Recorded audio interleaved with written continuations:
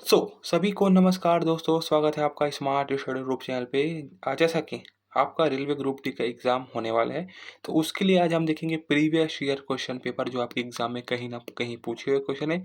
याद रखेंगे ये आपके एग्ज़ाम में कहीं न कहीं बार-बार पूछे हुए क्वेश्चन है, ठीक है? तो अगर आप किसी ग्रुप डी की तैयारी कर रहे हैं या फिर किसी और भी एग्ज़ाम की तैयारी कर रहे हैं, तो इस वीडियो को पूरा देखना, काफ़ी हेल्पफुल होगा आपके एग्ज़ाम के लिए। तो शुरू करते हैं बिना किसी देरी के, ठीक है? वीडियो को शुरू से लेकर लास्ट तक जरूर देखना दोस्तों, क्योंकि इससे क्या है आपका बहुत अच्छा तरीके से प्रैक्टिस हो जाएगा आपके रेलवे ग्रुप डी के लिए, ठीक है? क्वेश्चन नंबर हम ये पार्ट 2 है, आप देख सकते हैं। पार्ट 2 1 मैंने आपको बता दिया है अगले क्वेश्चन के ना। अब बताइए मसालों की रानी किसे कहते हैं? तो किसे कहते हैं भाई मसालों की रानी? तो ये होगा आपका ऑप्शन नंबर बी, इलायची को हम कहते हैं मसालों की रानी, ऑप्शन नंबर बी जो कि इसका राइट आंसर हो जाएगा, ठीक है? साथ-साथ आंसर देते चलेंगे जिससे क्या आपका कॉन्फिडेंस डेवलप होगा आपके, ठीक है? क्वेश्चन है आपका, निम्नलिखित में से कौन किसी राज्य की राजधानी नहीं है? बताइए यार कौन किसकी राज्य की राजधानी नहीं है? तो क्या है आपका कानपुर, ये राजधानी है क्या आपका? नहीं है, ठीक है? नहीं है ना राजधानी भाई, इसलिए इसका आंसर क्या हो जाएगा? ये आपकी बिहार की हो गई, ये आपकी क्या किसकी हो गई बताइए मुझे? हैं? उत्तर प्रदेश की हो गई, ठीक है? तो ये चीज़ें आप याद में रखेंगे, ठीक है? चलिए अगला क्वेश्चन बताइए भाई, एकदम इंपॉर्टेंट क्वेश्चन है, बहुत इंपॉर्टेंट क्वेश्चन है, याद में रखेंगे। नाजीवाद के संस्थापक कौन थे? बताइए। तो इसका सिंपल सा आंसर है हिटलर, जो कि था नाजीवाद का संस्थापक था। बहुत खतरनाक आदमी था ये हिटलर, जो कि नाजीवाद का संस्थापक रहा, ठीक है? अगला क्वेश्चन, क्वेश्चन नंबर 24, दीन ए इलाही धर्म किसने चलाया था? एकदम सिंपल क्वेश्चन है, इसका आंसर उतना सिंपल है कि ये है आपका अकबर। कौन होगा ये? अकबर, ऑप्शन नंबर ए इसका राइट आंसर हो जाएगा, ठीक है? दीन ए इलाही धर्म किसने शुरुआत की थी?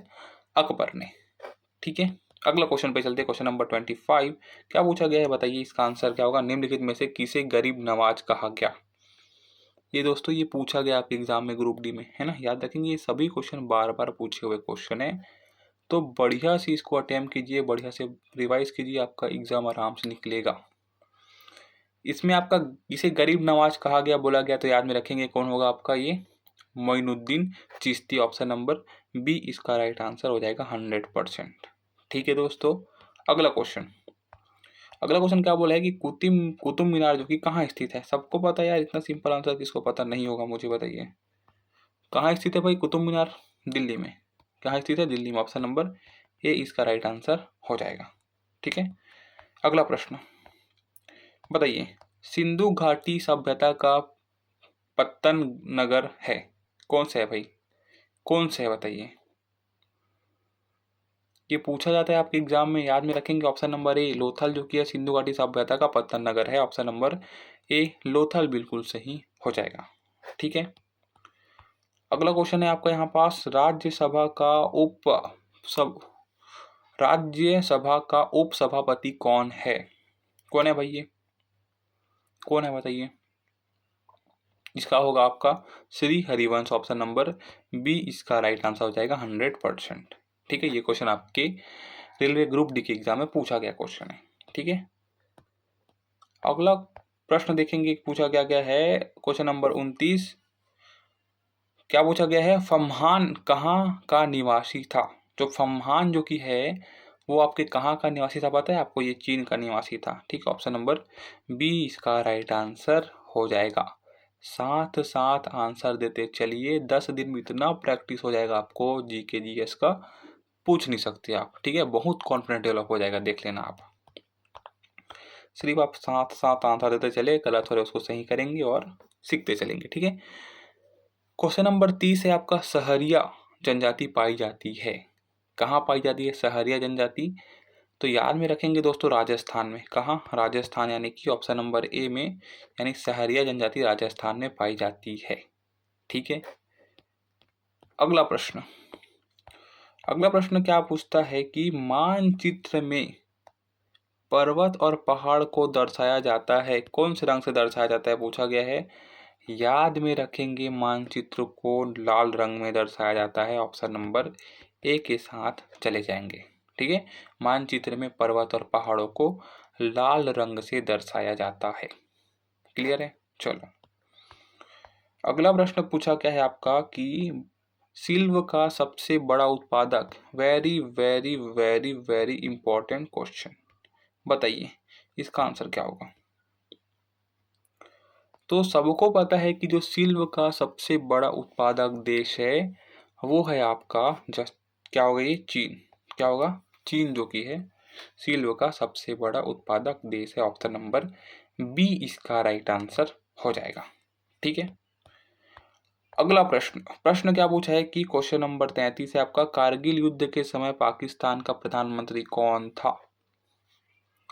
तो कारगिल युद्ध के समय वाला भी क्वेश्चन आपके लिए पूछा जाता है, आपकी इंपॉर्टेंट याद रखेंगे। और इस समय जो कि कौन था, बताइए मुझे कौन था। तो याद में रखेंगे option number B, Nawaz Sharif जो कि है कारगिल युद्ध के समय पाकिस्तान का प्रधानमंत्री था। ऑप्शन नंबर बी इसका 100% सही आंसर हो जाएगा, नवाज शरीफ। ठीक है, अगला क्वेश्चन क्या पूछा गया है, जंप बॉल शब्द किस खेल से संबंधित है, बताओ। इंपॉर्टेंट है, इंपॉर्टेंट है। ठीक है, जंप बॉल खेल किस, क्या बोलना चाहिए, खेल से संबंधित है जंप बॉल शब्द। तो याद में रखेंगे ऑप्शन नंबर सी, बास्केटबॉल से संबंध है आपका जंप बॉल शब्द का। ठीक है, अगला क्वेश्चन है क्वेश्चन नंबर 35, भारतीय राष्ट्रीय कांग्रेस का गठन। Very very very very very very most important प्रश्न। ये पूछेगा, देख लेना, गारंटी। ये आपका गारंटी पूछेगा आपके एग्जाम में, देख लेना ग्रुप डी में। ठीक है, तो क्या होगा भाई, भारतीय राष्ट्रीय कांग्रेस का गठन कब हुआ था। तो ये हुआ था दोस्तों आपका ऑप्शन नंबर बी 1885 में। आंसर नंबर बी इसका राइट आंसर हो जाएगा 1885। ठीक है, बहुत इंपॉर्टेंट बता रहा हूँ आपको, क्वेश्चन इतना अच्छा बता रहा हूँ आपको, ये चीजें आपके देख लेना, आपके एग्जाम में पूछेगा, यहीं से क्वेश्चन पूछेगा, याद रखेंगे। निम्नलिखित में से कौन सी आकृति भूमिगत जल से बनी है। क्या बनती है भाई भूमिगत जल से आकृति, तो क्या होगा बताओ। तो इसका जो कि आंसर है, नाम से समझ आ रहा है आपका, कास्टविडो। कास्टविडो जो कि है भूमिगत जल से बनी हुई आकृति है, कास्टविडो, याद में रखेंगे। ठीक है, अगला क्वेश्चन क्या पूछा गया है कि ऊंट गाड़ी में कितने ऊंट होते हैं, बताओ। तो दोस्तों ऊंट गाड़ी में कितने ऊंट होते हैं, बताइए भाई, इसका क्या होगा आंसर। इसका आंसर हो जाएगा क्या, तो भैया ऊंट गाड़ी में जो कि ऊंट होते हैं वो होते हैं आपके सिर्फ एक। एक होते हैं ना भाई, आपने कई बार देखा होगा, पिक्चर में देखा होगा, रियल में भी देखा होगा। कितने होंगे ऊंट गाड़ी में, एक ही होंगे, एक ऊंट होता है। ऑप्शन नंबर क्या होगा, ए इसका राइट आंसर हो जाएगा।